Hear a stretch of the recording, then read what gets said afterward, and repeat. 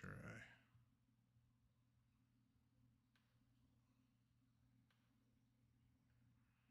there we go. Start my gameplay over. Make sure we're live. While we're seeing if anybody's going to come join us.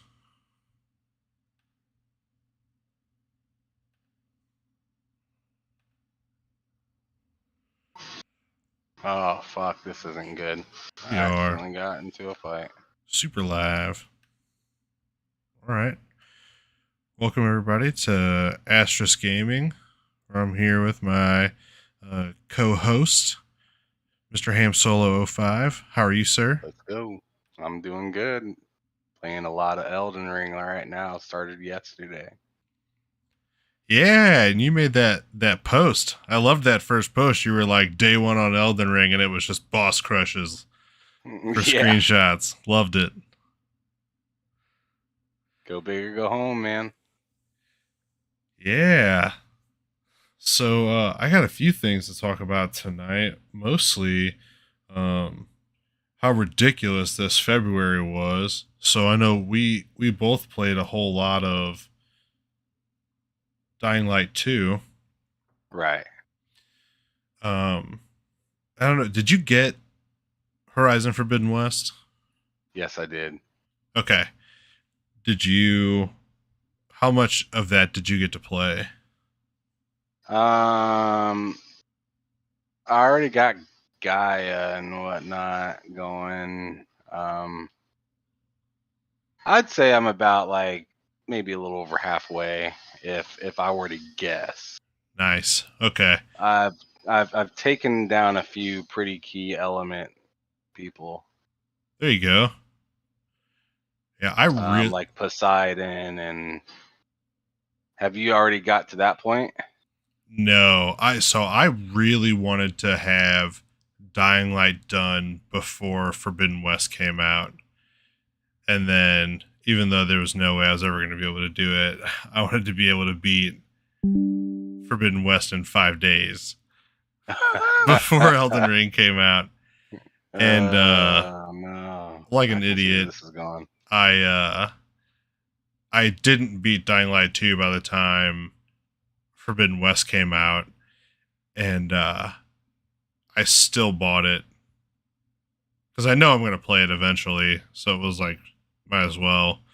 And then I started it, and I was like, I should have never done this.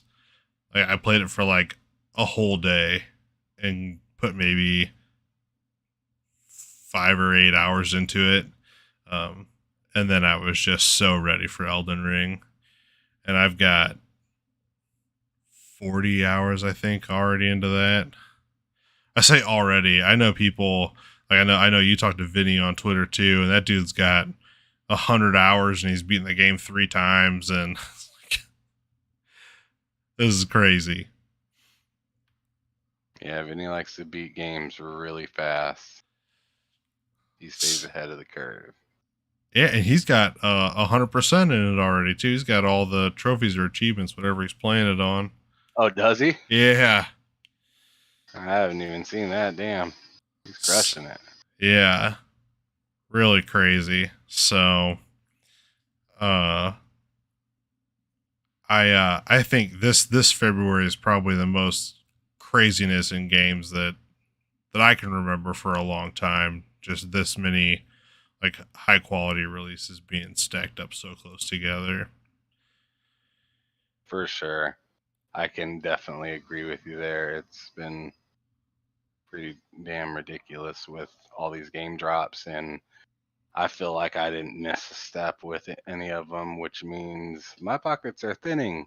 Yeah. You know, Yeah, the old I need games a break. budget takes a hit. My pocket needs a break, dude. And Tiny Tina's Wonderland is coming out, and that's looking mega interesting to me. So I'm just like, Yeah, what was it, I Game just need Informer time, man. or somebody had like 20 minutes of gameplay from that, and it looked really fun. It definitely looked like more Borderlands, which is just so unique, you Yeah. know. I know, and like I told myself not that long ago that I'm it's getting a little old with the Borderlands thing, and it's almost been enough time for me to get back in, but I might have to push it like to early summer or something like that, just so I can have some time to get through these games that I'm currently playing. Elden Ring seems like a game that is in kind of the now, so I'm playing that right now, but like I can't play this game and then go to bed. Like I have to play this game and then play something else and then go to bed because Yeah, let I the try heart to rate only play settle. Elden Ring. Yeah, if I only try to play Elden Ring, like I'll never go to bed. So like I have to like transition myself into a different game to allow myself to go to bed because I'll just be high and excited and want to keep playing. Um, got that Elden Ring fever. Yeah, I feel it too. I said it's all I want to do right now is play Elden Ring, and we're gonna talk about it a little later too. I guess you mentioned Tiny Tina's, and I'm excited for that too. But I was trying to think of what that is confirmed coming between now and Starfield in November Okay.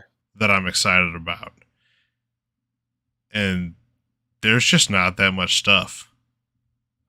I mean, there's like there's Redfall, which seems really cool. Tiny Tina's Wonderland that we just got done talking about. Um, there's what's that game? It's like the old school version of it used to be kind of like a GTA spinoff, but now it's kind of its own thing. Oh, Um, Saints Row. Saints Row. Yep, Saints Row. So yeah, Saints Row's coming. A Plague Tale still needs to be announced, but I have a feeling I have a feeling that's gonna get some sort of A even though delay. they never released a date, Yeah. I have a feeling they're gonna push it further, like in like Q1 of 2023, which is unfortunate, but like I feel like they're running out of time to announce that for this year, and they don't want to announce, or I guess, well, it has nothing to do with Starfield because it's a different pub. It's not owned by Xbox, so they don't give a damn. Right. But I'm sure they don't. I'm sure they don't want to drop something next to a massive banger. You know what I mean?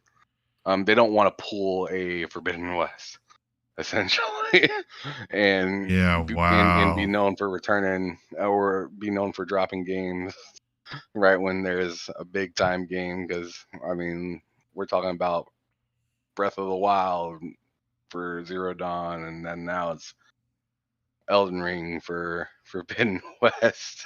Literally cannibalized a game of the year candidate. Yeah, I don't know. I like I was thinking maybe Horizon Forbidden West could fight for Game of the Year, but I was thinking, like there's just such a gap between the release time to Game of the Year, and I wasn't sure if a game like Horizon Forbidden West could weather that storm for Maybe that long. not.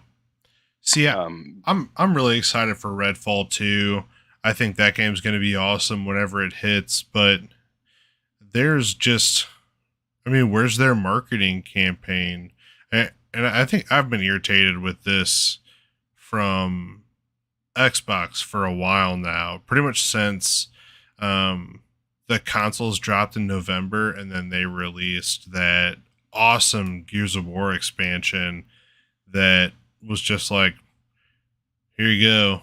Here's a little more Gears of War. When, like, that could have been shown at um, E3 that, oh, no, I guess not. Yeah, it would have been E3 after they announced the the consoles. There's here's our our next gen launch exclusive or whatever. That's um, the expansion to Gears 5 Hive Busters. Because because I thought that was awesome. And even though it was just a short little thing, it deserved more than it got from Xbox. Yeah, I mean, Xbox is what I've noticed about them is they're really hot and cold when it comes to marketing. Like they don't spread things out enough for you to like consistently be coming back.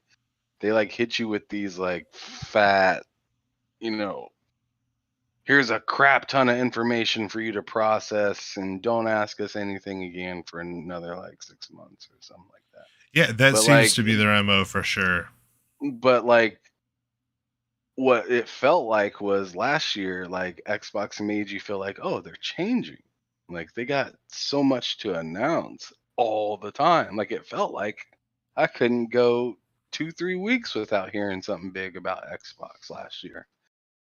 But this year, it's like they launched Halo last December, and then they started the year with um Extraction being a big deal, and then they gave us, or they kind of gave us, if you want to even be that generous, but they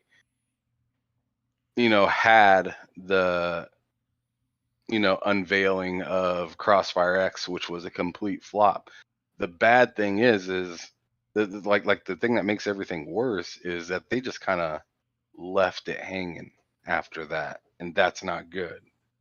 So Yeah. like so like PlayStation, they have their own awful game right now, but it's surrounded by really good games. So it's just drowned it out. Like you can say Babylon Fall in any PlayStation person's head, right?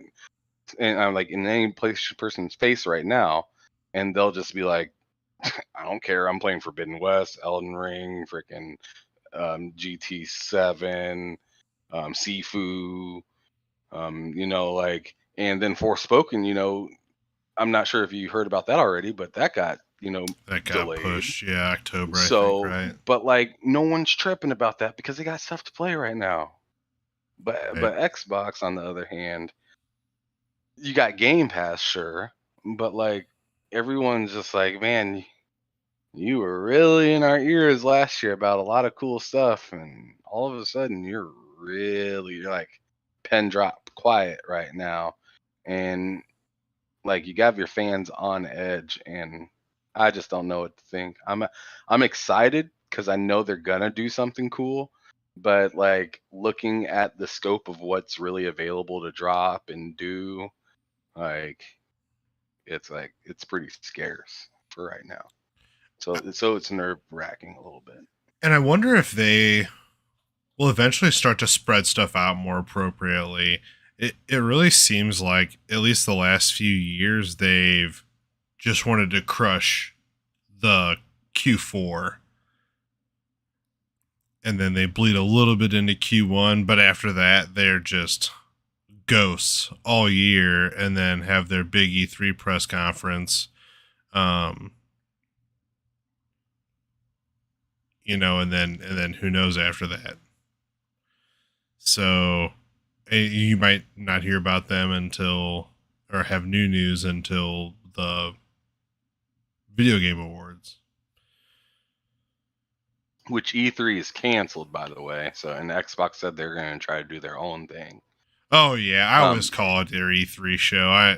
They canceled everything. They're not even doing a digital E3 this year. If anybody didn't know about that, um, yeah.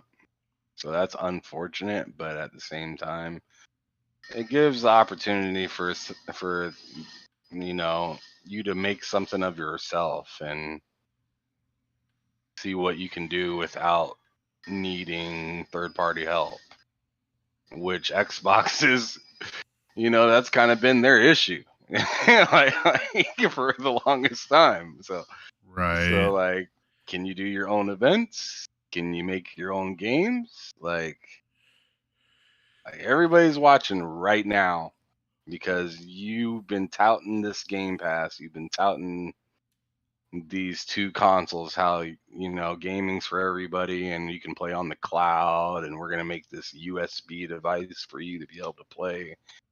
Cool. But like as soon as they get those devices, like they want to play the games that they can easily have heard about and stuff like that. And I get that they're building for the future, which I do have to applaud Xbox for going out and getting like Activision Blizzard and Bethesda, and those are big deal, mega, like we got a future kind of deals. But it really kind of opened your eyes about, like, you got to remember, like, they're coming out of such a drought. So we want to see something now, but like the reality is that we're going to have to wait, and Xbox might seem like it's hurting, but it's probably doing just fine. I definitely don't What want I'm them to saying? rush. Absolutely.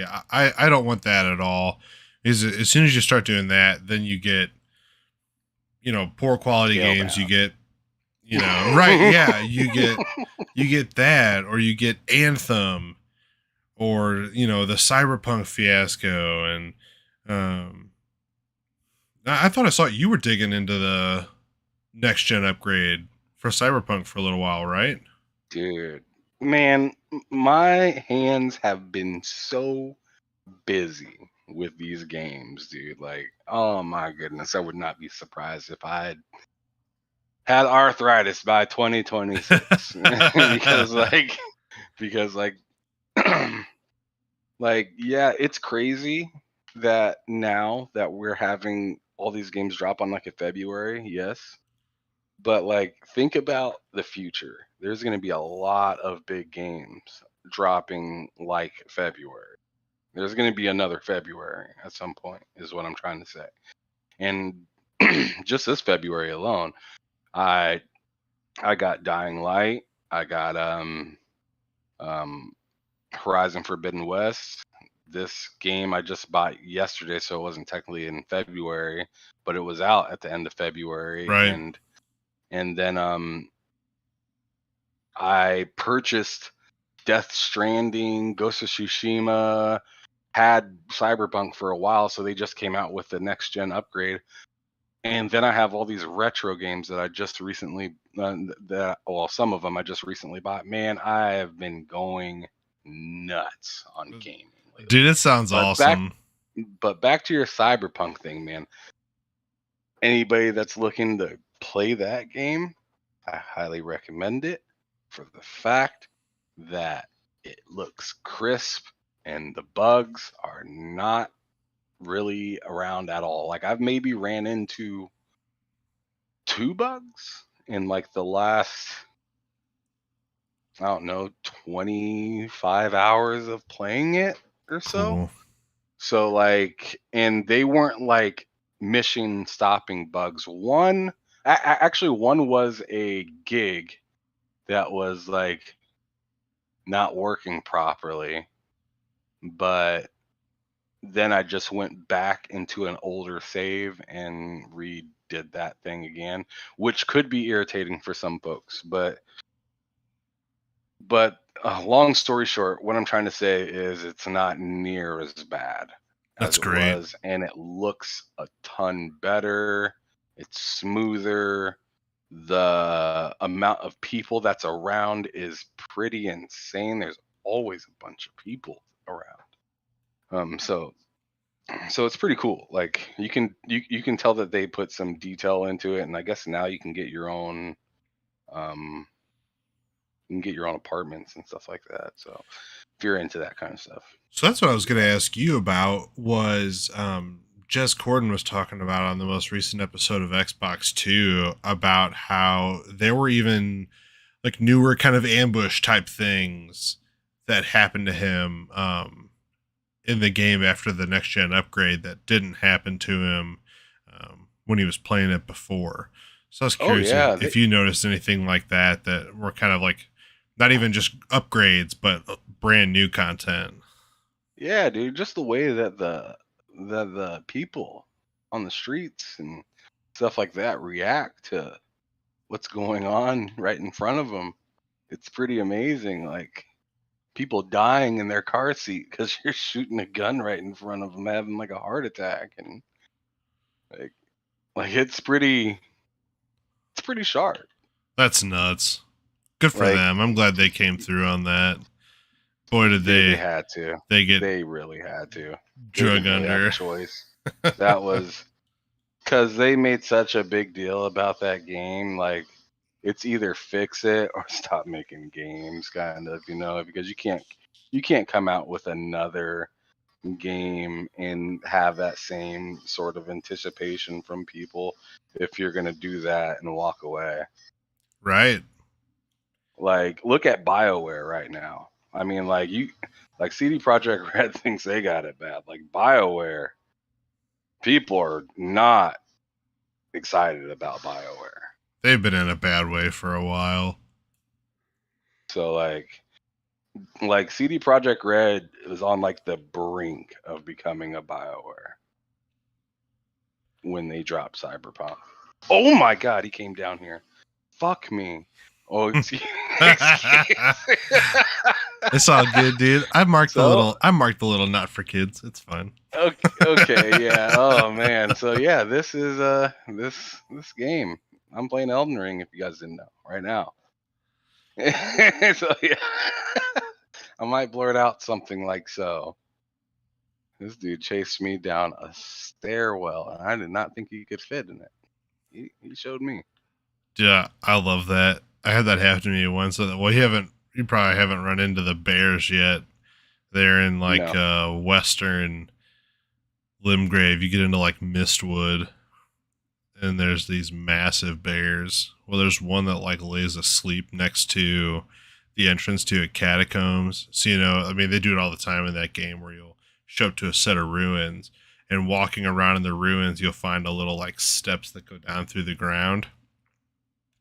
Well, there's one of those with a bear laying next to it, and I like ran past him and went down the stairs thinking like there's no way this giant bear would fit in there, but he sure does, and he takes up the whole thing. Yikes. Yeah, he had me for lunch. He's lunch. Smashed him. No But love at all. man, that game is so good. There's just It's so many. addictive, man. It's that feeling of accomplishment and everything. It's accomplishment and utter fear of losing everything that you just worked like you'll go like a half hour and just be like running around doing some stuff, like killing things and collecting stuff, and then you'll be like, man, like I've been going for a little while and I have not seen uh a side of grace yet. This is not good. Like earlier, earlier I went like 40 minutes throughout this like castle area that I'd never been before, so I didn't know my way around at all. And I was out of magic. I was I was at like one more health thing to take, and right, I was just creeping, and everything I was spooked by. Everything. And that's what this game does to you. It spooks you sometimes for no reason at all. dude, I love And that like feeling. It's and to be honest, I get that same feeling. I get that similar feeling. Um but like the failure isn't as bad. Like if you lose, it's not as bad.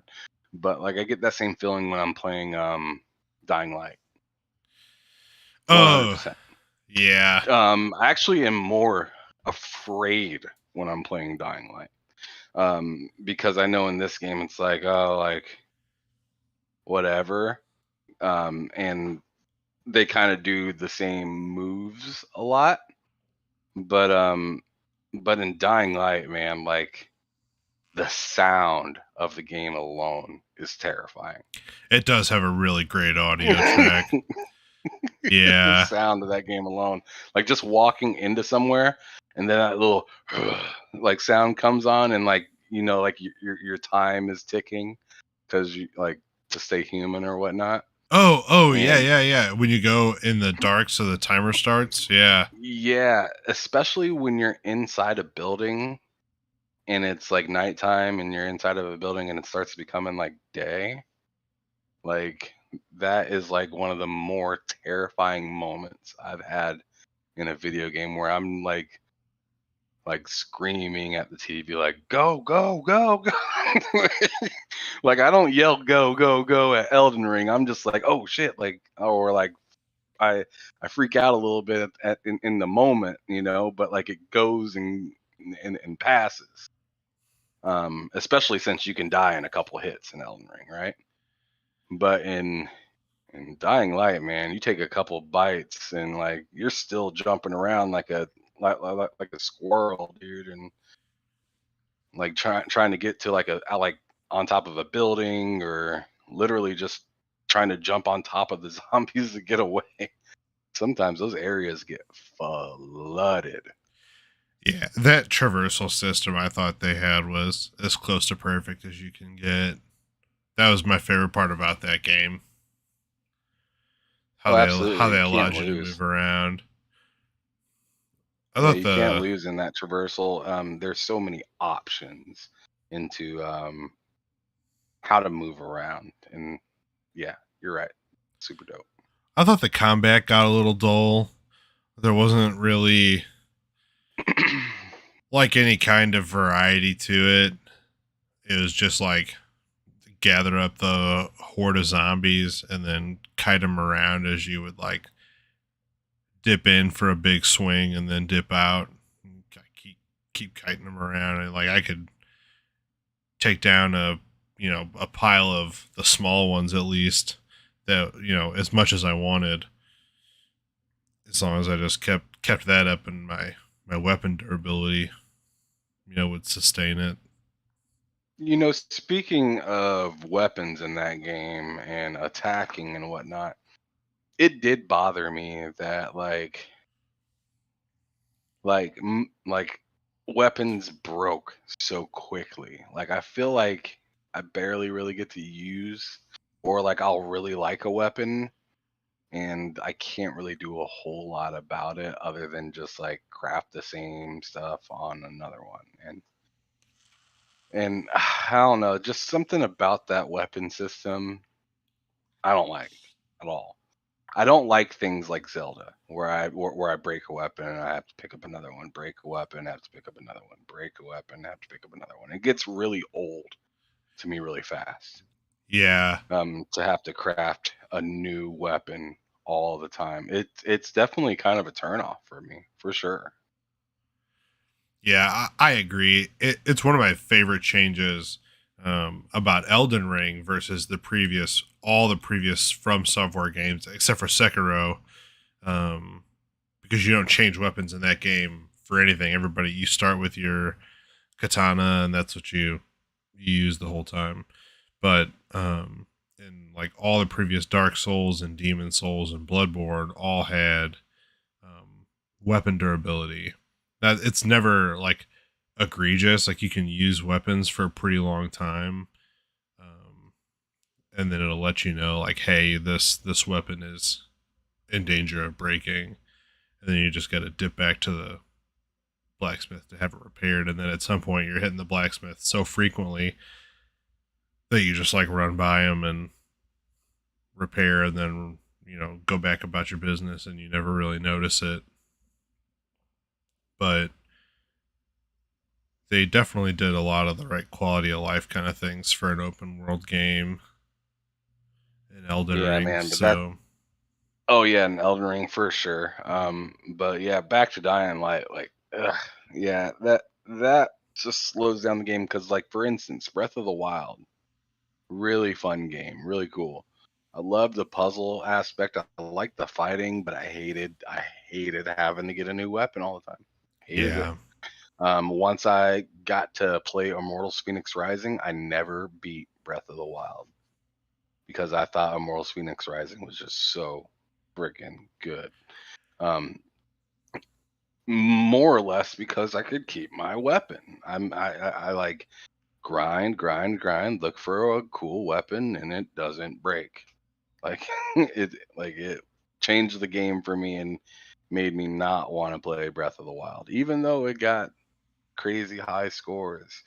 And that's kind of another thing I wanted to speak on real quick is like Metacritic. It's, I know people praise it so much, but like the bottom line is, do you like the game or do you like the type of game? And that's all that really matters. Because, like I said, Mortals Phoenix Rising did not get a 97 or did not get the same score as Breath of the Wild. But I will play that any day over Breath of the Wild. My take. I struggle with how to explain to people how Metacritic works. Not that I'm an expert, but I think it is so so different that it's meant for than how people use it. I wish people would just go in there and you see the aggregate score, and then people would go in there and read reviews or just skip it all together and go to like review sites or reviewers that align with your, the games that you like. Like I know the people that I like to go watch because generally I feel the same way about games that they do. And that means way more to me than some score. Facts. I don't know. But I'm with you. I honestly, I'm not sure people care one way or the other. It's just another way to start arguments and make nonsense. I know sometimes these people that complain or want the game to be that great don't even own the game or Right. don't even own the system that they brag about, or or they just want to be heard by somebody but like using the wrong way to be heard. Like, it's frustrating, but at the same time it doesn't harm me at the end of the day. I just feel bad for the people that bust their butts for Right. us to have this content and us to have these games just to tout one over another, or to say a game is super trash because it's a low score. One of my favorite games of all time, IGN rated a 2.1 out of 10. So Oh, I really? could care less. I could care less. 2.1, huh? Yep. And the game is N64 South Park Chef Love Shack. Oh, Oh yeah, yeah, your man. love That game shack. was so good. I love that game, man. And it got a 2.1 from IGN. And I'm not sure if they had Metacritic back in that time or not, but I don't think they did.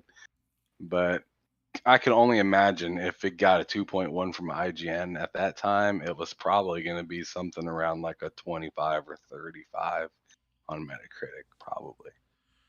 I don't care. I enjoy the game. That's the bottom line. And if you see something you might like and you're not sure about it still, my best bet is not to go to Metacritic. It's to go to YouTube and just watch somebody play the game. And Yeah. does it look cool? No? Okay. Don't play it. Yeah, I think that's the way to go about it as well.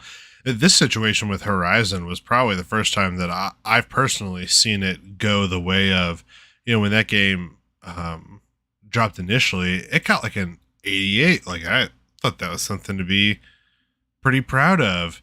But the people that were like, well, it's at least a 95, I was like, hold on a minute. You're going to be so upset that it didn't get rated as one of the best games ever. Um, but you're not even gonna, acknowledge that an 88 is a really good score.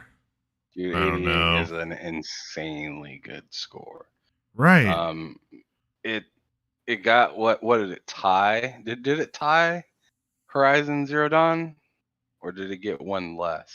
No, I thought it got one more. I can look it up real fast. I'm kind of curious about that. But like that's another thing that doesn't make any sense to me about Metacritic is because like the predecessor of a game sometimes gets more praise than the better version of a game, or vice versa. I mean, I guess Um, technically, even if something is the like successor to it, that doesn't always mean it's better. well, true, but I feel like a lot of people could play Zero Dawn and then turn around and play Forbidden West and say there's a stark difference in the way that you feel when you're playing the game. It was one less. You're right. Zero Dawn got an 89, and Forbidden West got an 88. Yeah, we all knew that Forbidden West had its, own issues. Like hell, for me, I couldn't rappel off of buildings in that game because there was a bug, Oh yeah, and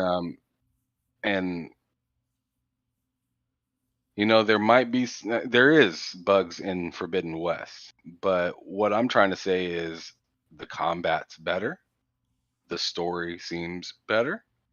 It's a lot easier to pay attention to the story for a longer amount of time compared to the first one, where I lost interest in the story really fast. yeah. Um, yeah, and like the additions and stuff that you have in the game, like to fight with and whatnot, better. How did it get a less score than the first one? Now, Like I'm wondering, like why isn't it put in a review? Like why? I guess it couldn't be because it's averaged out, so there couldn't be an average review of the reviews. But but I'm just wondering to those people that may have rated it lower before they rated the other one higher. I'm wondering what their take on it was. what do you think the effect of like the first time you're playing a game like Horizon, which is this like really unique combination of like um tribal warfare mixed with this level of technology and these giant robot dinosaurs and all that stuff. I wonder if like the first time people saw that they were like pretty blown away by it, um and you just don't get that same kind of wow As the factor first time. with with the second entry. um Even if everything is better, you still know what you're getting, if that makes sense. Um, yeah, I mean that does make sense, and I thought of that. I considered that as well, because that is a thing. Like oh, a brand new IP that no one's ever heard of before, and it drops right here, and I'm starstruck, and I'm seeing it, and I'm giving this the review, and then number two drops, and I'm not so starstruck because I've seen it, even though the next one is technically a better game. Yeah, maybe you do feel that way, and you're like, like I've seen this before from the last one, But and I I wonder wasn't if that blown away by reviewers, the last. I don't know. right? Continue. No, I'm sorry. I wonder if reviewers will go back and look at like the things they said about the previous game. So they're like, "Oh, I liked this, but now this is better." So you're not really just like rating a game for what it is on its own, but what it is a sequel. And I don't know if that You know, makes if that's really good or not. I'm also curious if any reviewers, now this is a reach, but this is a show talking about games and we're just kind of BSing anyways, so I'm going Sure. to reach out there. Um, I wonder if people see that there is a banging game that they can't wait to play, and they don't want to review the game that they're playing now too high, even though that it's possible, so it doesn't beat the game that they really can't wait to review. Oh, interesting. So You know, if you're reviewing like Elden Horizon Ring's Forbidden coming out West, next. right? Yeah, yeah. For Elden Ring's coming out in 2 weeks. I got Horizon right now. I really like this game, but I really can't wait to get my hands on Elden Ring.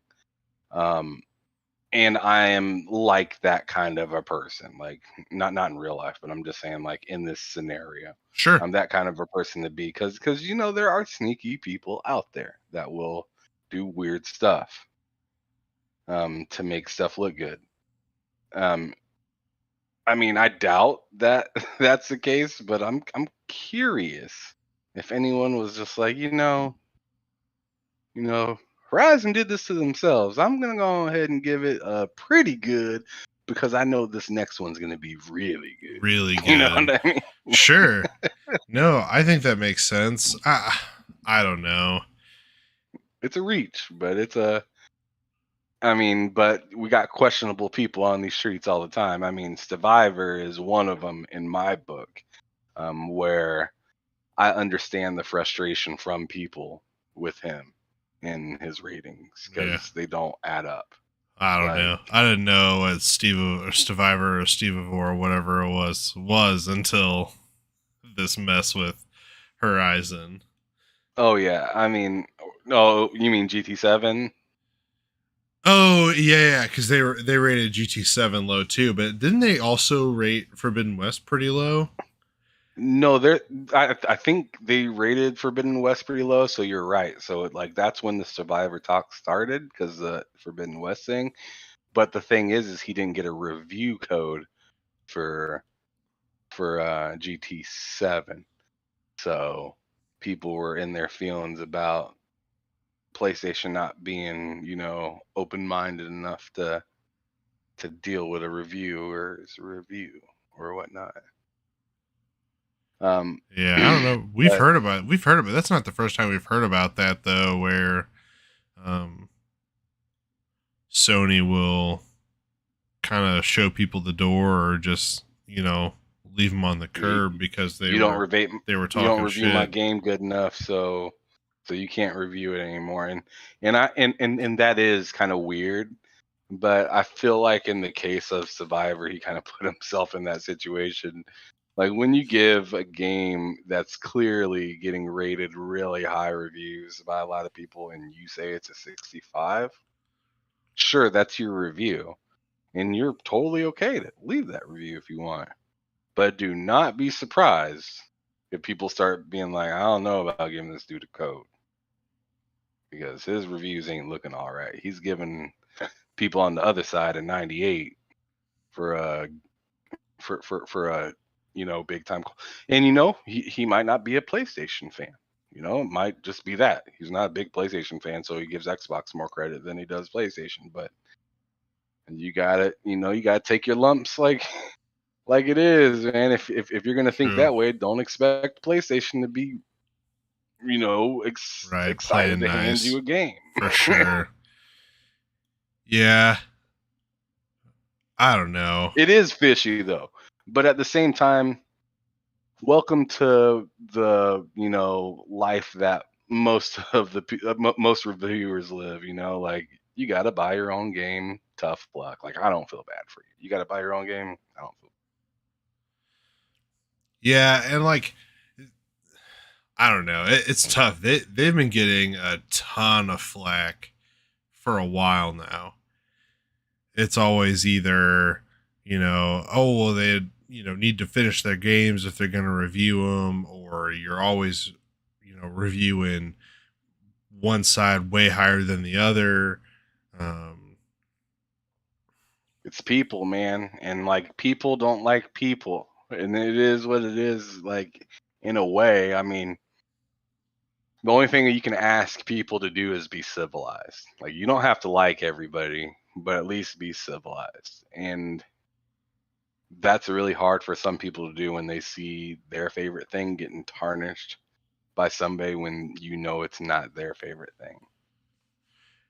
So Sony's way of taking care of it is to block you from getting a review code if you're a hater, which is weird, but it is what it is. People are gonna know. Word's gonna be in the street. Game's trash. Like, like like you can review at 99, but if the game sucks, the streets are gonna know. You know, you might get a few people that don't pay attention and just look at the number that buy it, but those people are,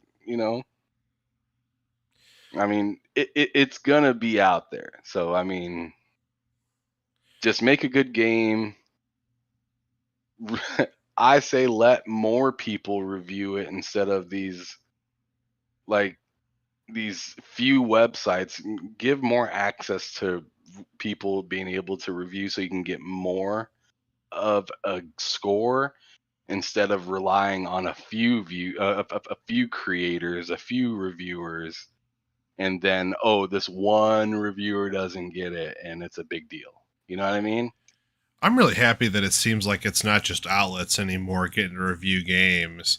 Like, I just happen to pay more attention to the Xbox side, because that seems to, you know, that's been where I just prefer to play multiplats and stuff.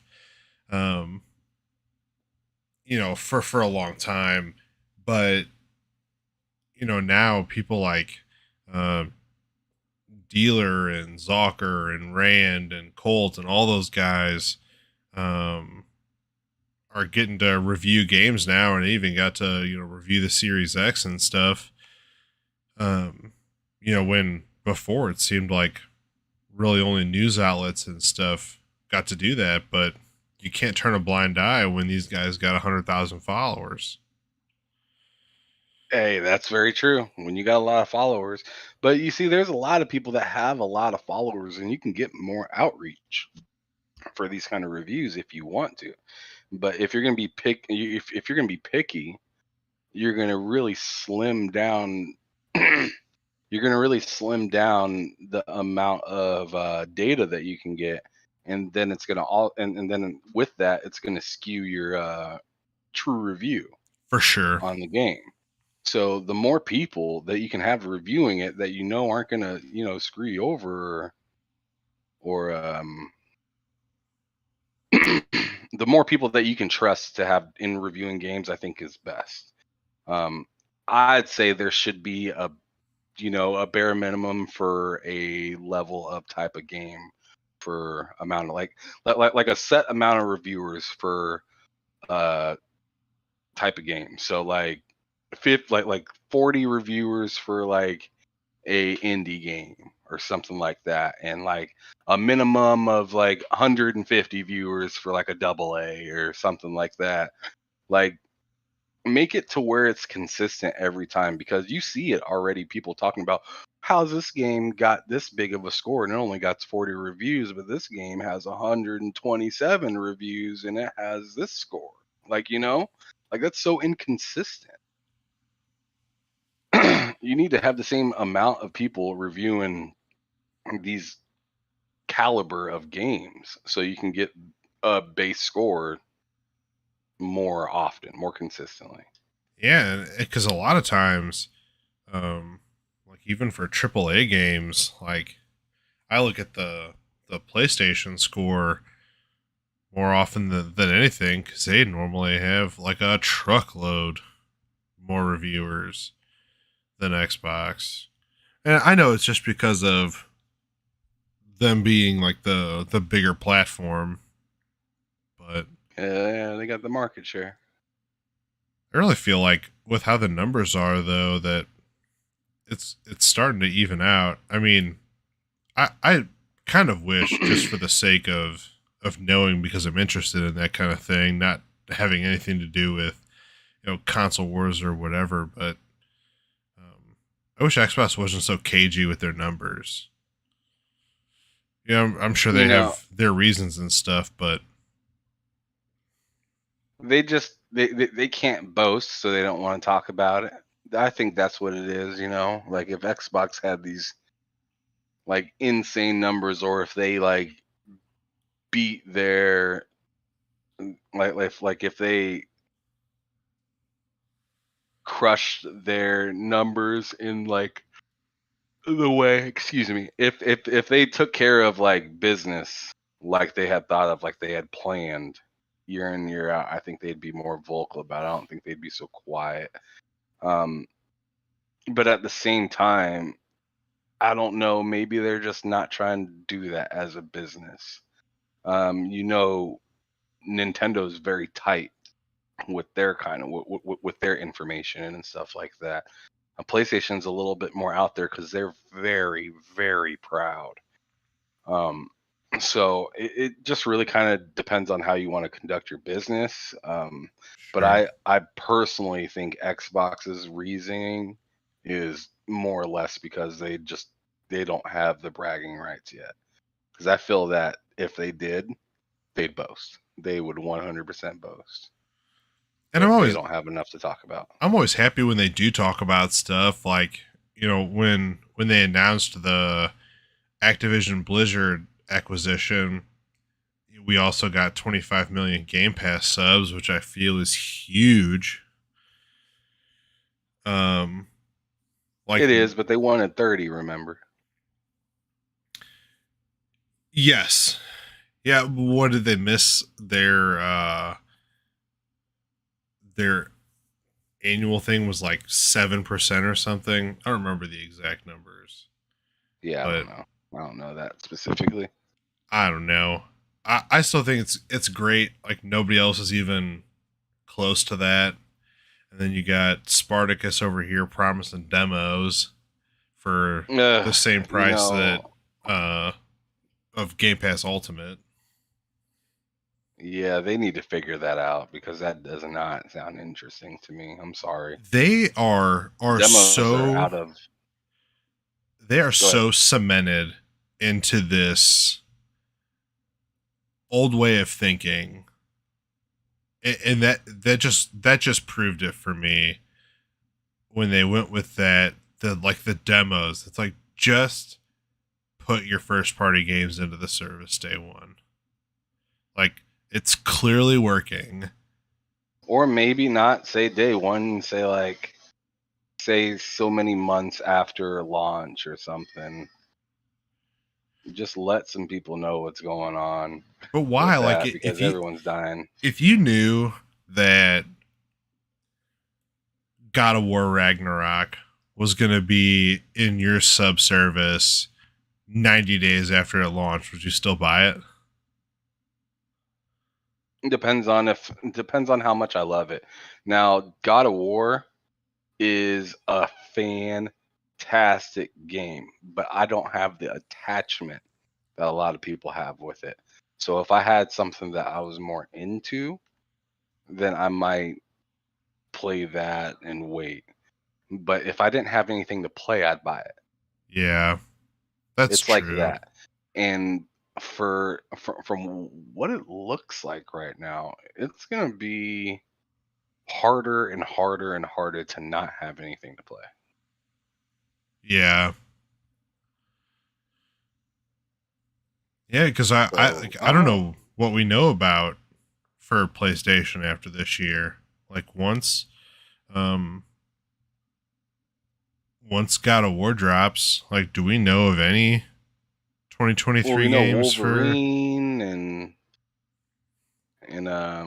I think that's going to be 2025, 2026. I mean, unless like under, you know, under our noses that's been in development for a while. That's not coming out next year. Spider-Man 2 yeah, maybe, because I maybe think that maybe team's Spider-Man too. been working on that since they closed up Spider-Man 1. I don't know what like um their layout is over there, how many teams they've got or what. I mean, I know they're magical, right? Like if there's anybody that's putting out a high quality game in 2 years, it's Insomniac, but Yeah, it's Insomniac. Insomniac has a way of forcing you to hold your controller for very long amounts of time. Yeah, they kill it. When we were having the um, does Xbox need a superhero game discussion?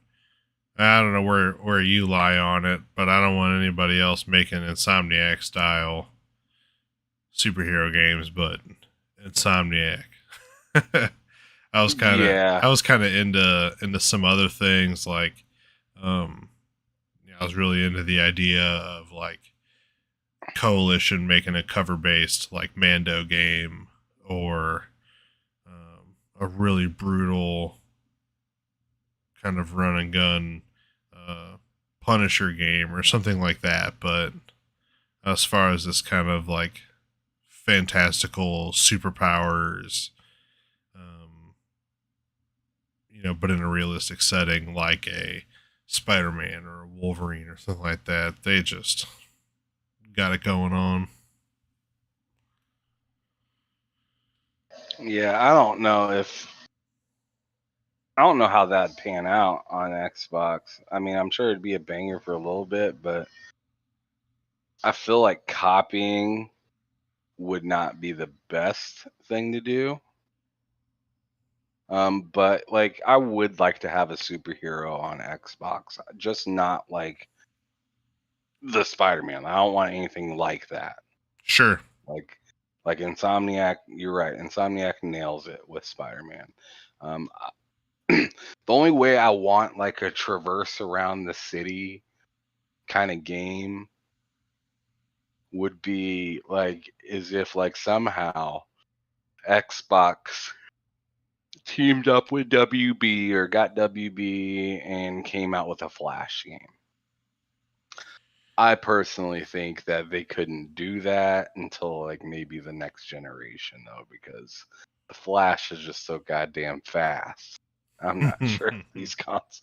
I'm not sure if a PS5 or Xbox could keep up, man, because the kind of stuff I'd imagine you being able to do in a game like Flash sounds like insanity. Yeah, where they if you run it like you're working with high speed cameras where you can him let him move around the world normally while everything else is slowed down because he's super quick. Right. I love that kind of stuff. Yeah, that would be neat. I would love to have them kind of open to that whole repertoire of DC games. I've always been more of a Marvel fan, but there's definitely some stuff worth messing around with over there that they See, I'm a could. DC guy, so I'd 100% be happy if DC just got more games.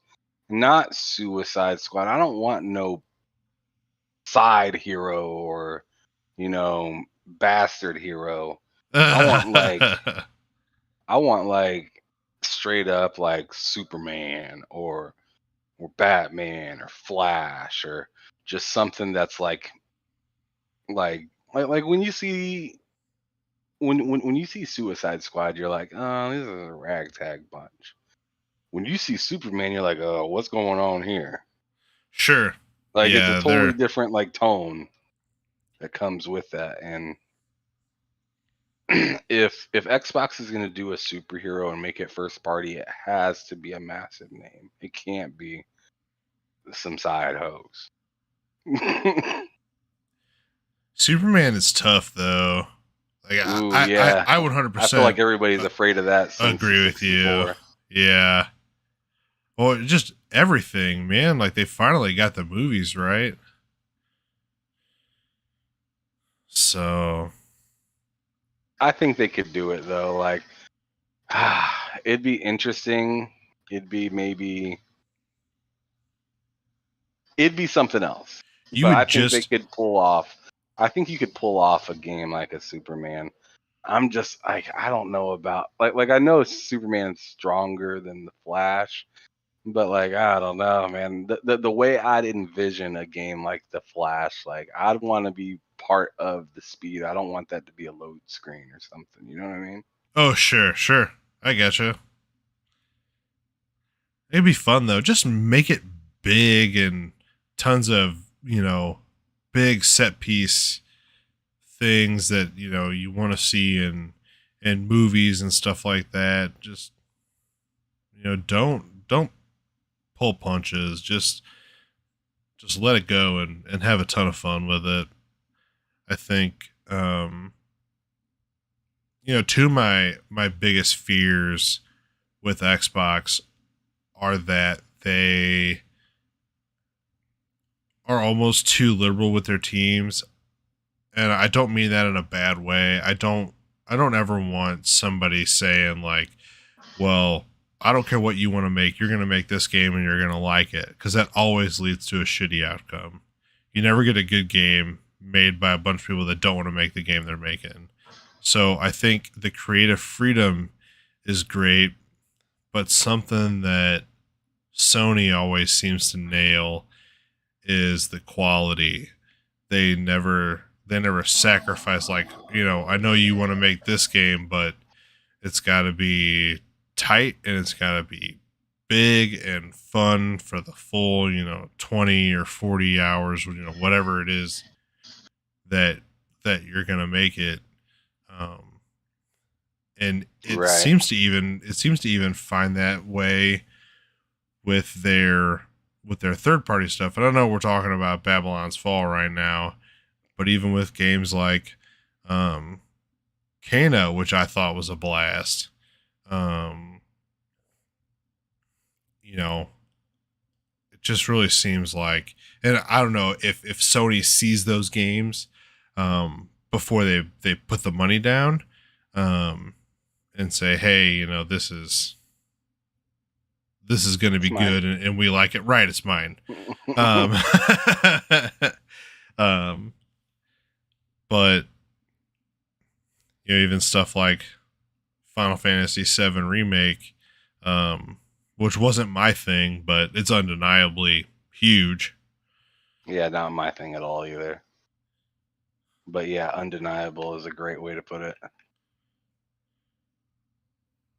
So, hey man, we've been at this for just over an hour, and I am ready to go to bed.